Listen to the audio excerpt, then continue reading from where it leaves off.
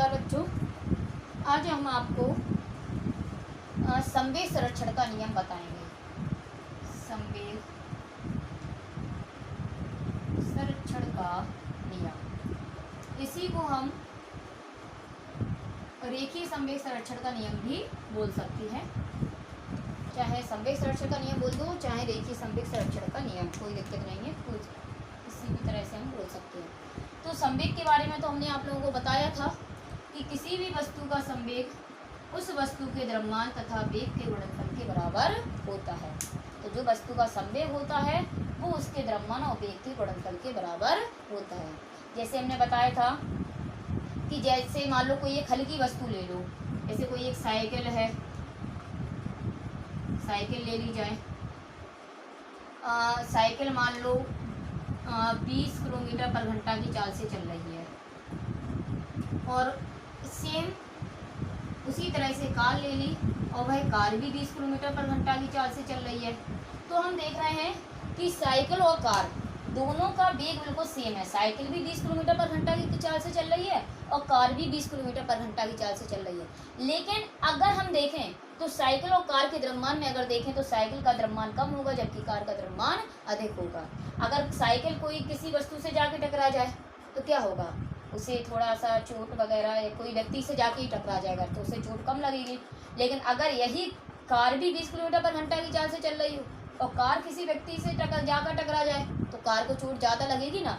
तो क्या होता है कि कोई भी वस्तु का जो द्रव्यमान मतलब वेग है वो उसके द्रव्यमान पर निर्भर करता है। तो यहाँ पे हम कह सकते हैं कि इस वस्तु का देखो द्रव्यमान कम था और इस वस्तु का द्रव्यमान अधिक था, लेकिन दोनों सेम वेग से चल रही थी। लेकिन हमने देखा कि साइकिल का द्रव्यमान कम होने के कारण किसी व्यक्ति को चोट कम लग रही है, जबकि कार का द्रव्यमान अधिक होने के कारण अगर किसी व्यक्ति से वह टकराएगा तो चोट अधिक लगेगी। इसी तरह से अगर हम कहें कि अगर मान लो इसे हटा दें, अगर हम कहें कोई एक मतलब छोटी सी गोली ले लो, कोई मान लो एक छोटी सी गोली ले लेते हैं, लोहे की गोली। वह लोहे की गोली क्या है, 20 मीटर पर सेकंड की चाल से फेंकी जाती है और किसी व्यक्ति से जाके टकरा जाए।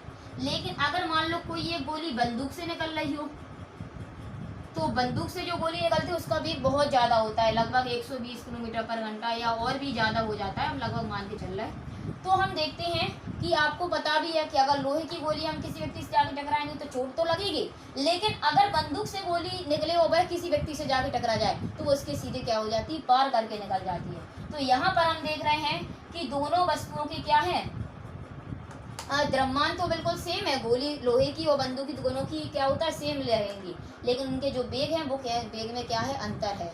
तो हम देखते हैं कि जिसका वेग अधिक है उसके कारण चोट ज़्यादा लग रही है और जिसका वेग कम है उसके कारण चोट कम लग रही है। तो कोई भी वस्तु का जो संवेग होता है वो उसके द्रव्यमान और वेग दोनों पर निर्भर करता है।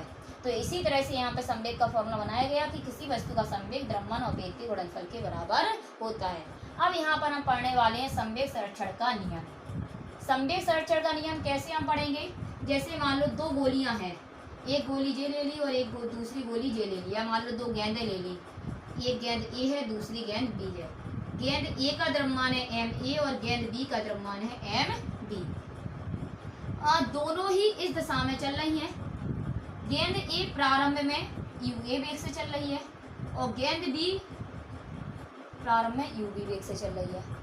अब क्या होता है कि जो गेंद ए है वो गेंद बी से अधिक वेग से चल रही है, मतलब गेंद ए का जो वेग है वो गेंद बी के सापेक्ष कैसा है, ज़्यादा है। तो जब इसका वेग, दोनों एक ही दिशा में चल रही है, जब इसका वेग अधिक है तो निश्चित बात है कि एक स्थिति ऐसी आएगी कि ये वाली गेंद जो होगी वो गेंद बी से टकरा जाएगी। जब गेंद ए गेंद बी से टकरा जाएगी तो होगा क्या कि ये दोनों गेंदें जब टकराएंगी तो टकराने पर क्या होगा, ये वाली गेंद ए है और ये वाली गेंद बी है। जब दोनों गेंदें आपस में टकराएंगी तो आपने देखा होगा कि जैसे मान लो फर्श पर एक कोई गेंद रखी है या फर्श पर एक कोई गोली रखी है, दूसरी गोली को हम फर्श पर क्या करें, धीरे से लुढ़का दें, तो क्या होगा कि वो गेंद जो हमने लुढ़काई है वो जो रुकी हुई गेंद फर्श पर रखी थी उससे क्या होगा, जाके टकराएगी।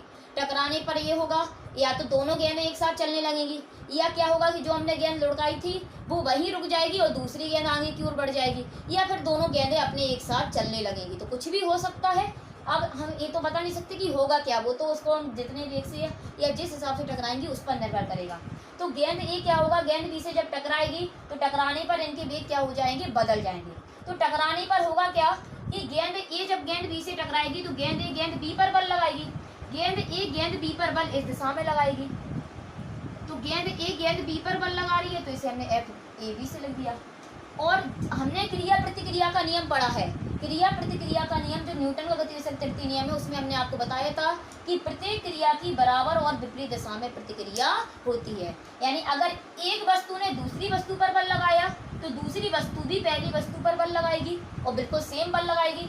तो जब गेंद दोनों वस्तु आपस में टकराएंगी तो गेंद ए ने गेंद बी पर बल लगाया तो गेंद बी गेंद ए पर भी तो बल लगाएगी, तो गेंद बी गेंद ए पर कितना बल लगाएगी, एफ बी ए से लिख दे रहा है। लेकिन हमने पढ़ा है तृतीय नियम में कि अगर पहली वस्तु दूसरी वस्तु पर बल लगाएगी तो दूसरी वस्तु भी पहली वस्तु पर सेम उतना ही बल लगाएगी, लेकिन विपरीत दिशा में। तो गेंद ए गेंद बी पर इस दिशा में बल लगाएगी तो गेंद बी गेंद ए पर इस दिशा में बल लगाएगी, जिस कारण क्या होगा कि ये दोनों गेंदें को वेग फिर क्या हो जाएंगे, आगे जाके बदल जाएंगे। अब कैसे कहो दोनों गेंदें साथ चलने लगे या दोनों गेंदें उल्टी दिशा में चलने लगे या दोनों गेंदें क्या होने लगे, एक का वेग ज़्यादा हो जाए एक का वेग कम हो जाए, तो ये तो हमें पता नहीं है। तो हम यहाँ पे बना देते हैं कि जो गेंद ए है उसका वेग अब टकराने के बाद, गेंद ए का टकराने के बाद वेग भी ए हो जाता है। किस दिशा में होगा ये हमें पता नहीं है, इसलिए दिशा बना लिया है। और गेंद बी का जो वेग है वो टकराने के बाद भी बी हो जाता है। लेकिन क्या उनके द्रव्यमान बदलेंगे,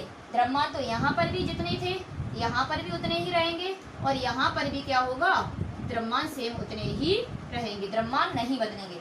ये टकराने से पहले है, ये टकराने के समय है और ये टकराने के बाद है।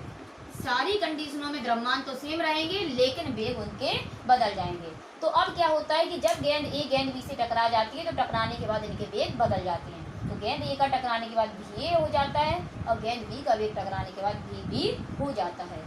अब होगा क्या, तो हमने यहाँ पर जो तृतीय नियम लगाया था यहाँ पर कि क्या होता है कि गेंद ए ने गेंद बी पर बल लगाया तो सेम उतना ही बल गेंद बी गेंद ए पर लगाएगी, लेकिन कैसी दिशाओं में लगाएगी, विपरीत दिशा में।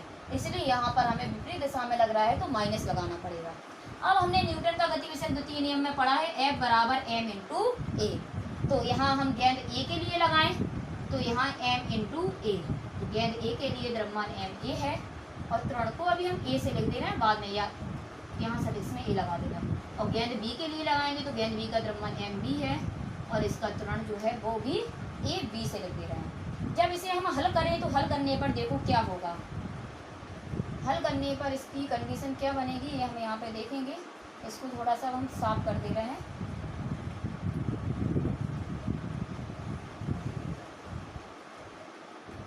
फिर यहाँ के बाद यहाँ हल करेंगे तो गेंद ए ने गेंद बी पर बल लगाया था उतना ही बल गेंद बी ए पर लगाएगी लेकिन विपरीत दिशा में। तो यहाँ गेंद ए का द्रव्यमान एम ए था और इसका त्वरण ए कैपिटल ए सफिक्स में लगा दे रहे हैं। गेंद बी का द्रव्यमान एम बी था और इसके लिए त्वरण ए बी से। अब त्वरण के लिए हमने पढ़ा है वेग परिवर्तन की समय दर। तो हम देखते हैं गेंद ए का प्रारंभ में वेग यू ए था, टकराने के बाद गेंद ए का वेग हो जाता है वी ए। तो परिवर्तन निकालने के लिए हमने आपको बताया था पहले में से बाद वाले में से पहले वाला। समय मान लेते हैं टी बल लग रहा है तो त्वरण वेग परिवर्तन, तो वेग में परिवर्तन की समय दर। इसी तरह से यहाँ पे देखें तो गेंद बी के लिए देखें तो गेंद बी का प्रारंभ में वेग यू बी था लेकिन टकराने के बाद गेंद बी का वेग भी डी हो जाता है। परिवर्तन निकालेंगे तो घटा देंगे तो बाद वाले में से पहले वाला। वेग परिवर्तन की समय दर, तो समय का क्या कर दिया जाएगा भाग, आगे माइनस लगाए तो ये लगा रहेगा। अब हम ये देखें जब दो गेंदें आपस में टकराएंगी तो क्या दोनों को अलग अलग समय लगेगा, सेम समय में टकराएंगी, इसलिए समय जो दोनों होंगे वो इक्वल होंगे। जब दोनों समय इक्वल होंगे तो ये दोनों समय क्या हो जाएंगे, कैंसिल हो जाएंगे। तो केवल बचेगा एम ए भी ए माइनस यू ए बराबर में एम बी भी बी माइनस यू बी। अंदर गुणा करेंगे तो एम ए भी a m a u a m b तो प्लस हो जाएगा m b u b. U वाली एक साथ कर लेते हैं, एम बी यू बी तो यहाँ पर है ही, इसे अगर उस साइड लेके जाएंगे तो m a u a plus का हो जाएगा। तो यहीं पे लिख दे रहा है यू ए वाले, लेके उस साइड गए तो दोनों प्लस ही प्लस के हो जाएंगे, लेकिन इसी साइड हम लिख ले रहे हैं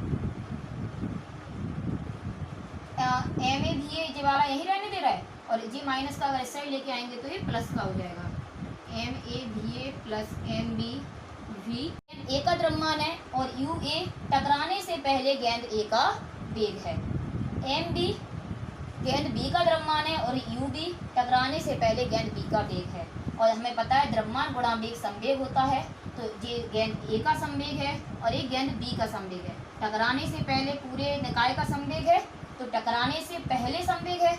यहाँ पे अगर देखें तो MA गेंद A का द्रव्यमान है और BA टकराने के बाद गेंद A का वेग है और B यहाँ टकराने के बाद गेंद B का वेग है। तो A टकराने के बाद गेंद A का संवेग होगा और A टकराने के बाद गेंद B का संवेग होगा।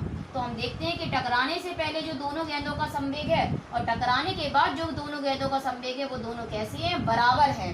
तो हम कह सकते हैं कि, और यहाँ पर देखते हैं कि जो बल लग रहा है अगर इसे इस साइड लेके आ जाएंगे तो ये प्लस का हो जाएगा, तो बराबर में 0 आ जाएगा। तो जो गेंद A और गेंद B पर, जैसे ये गेंद A है और ये गेंद B है, इसने इस पर कुछ बल लगाया और इसने भी इस पर कुछ बल लगाया। तो इसने जो बल लगाया था वो अगर 10 न्यूटन था, तो ये वाली गेंद भी इस पर कितना बल लगाएगी, 10 न्यूटन, लेकिन काय में लगाएगी, माइनस में। अगर दोनों को ऐड कर देंगे तो 0 आ जाएगा। तो अगर किसी निकाय पर लगने वाला बल कितना हो जाए, 0 हो जाए, तो उस निकाय का संवेग संरक्षित रहता है। संरक्षित रहने का मतलब है कि बदलता नहीं है। जितना टक्कर से पहले दोनों गेंदों का संवेग था, उतना ही टक्कर के बाद दोनों गेंदों का संवेग है। टकराने से पहले गेंद का संवेग बराबर टकराने के बाद दोनों गेंदों का संवेग। तो ये कब होता है, जब उन पर लगने वाले बल कितने हो, 0 हो।